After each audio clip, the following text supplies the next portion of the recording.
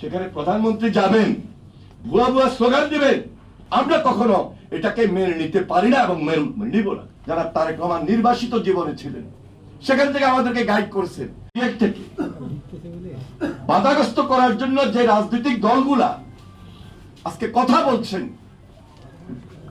এখানেও আমাদেরকে চিন্তা করতে হবে, তারা কি সহায়তা করছেন না বাধা দিচ্ছেন? তারা কি সরকারকে সহায়তা করছেন না বাধা দিচ্ছেন? এটা আমাদেরকে গভীরভাবে চিন্তা করতে হবে।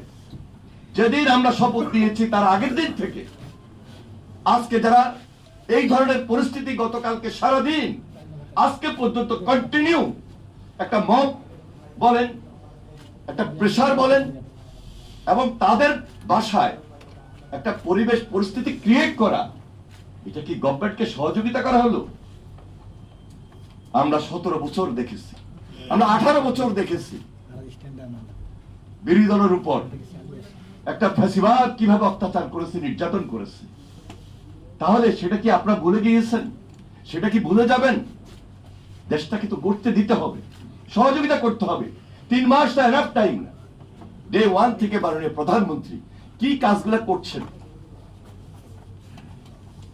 কি কাজগুলা করছেন, এবং প্রকারান্তে ওই কাজগুলা নিয়ে যেভাবে অর্থ আসে দিচ্ছেন, অসহযোগিতা করছেন এবং বিভিন্ন ভাষায় কথা বলছেন, এটা জাতি প্রত্যাশা করতে পারে না একটা বিরোধী দলের কাছে।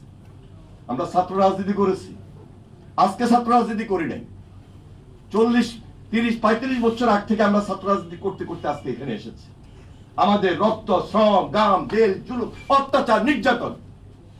আমাদের মাননীয় প্রধানমন্ত্রী যারা তারেক রহমান নির্বাসিত জীবনে ছিলেন, সেখান থেকে আমাদেরকে গাইড করেছেন, সকল রাজনৈতিক দলকে একত্রিত করেছেন, দেশের মানুষকে একত্রিত করে আজকে এই ধারাবাহিকতা আমরা দেশ পরিচালনা করছি। আমাদের সাবেক মাননীয় প্রধানমন্ত্রী বেগম খালেদা জিয়া কতটুকু অত্যাচারিত, কতটুকু নির্যাতিত। 28শে অক্টোবর কে কোথায় ছিলেন আমরা জানি না, আমরা দেখি নাই। আমরা তো সেদিন জেলখানায় ছিলাম। 28শে অক্টোবর কার ভূমিকা ছিল এই দেশে, কোথায় কখন ছিল, কোন রাজনৈতিক দলের কোথায় কিভাবে ছিল?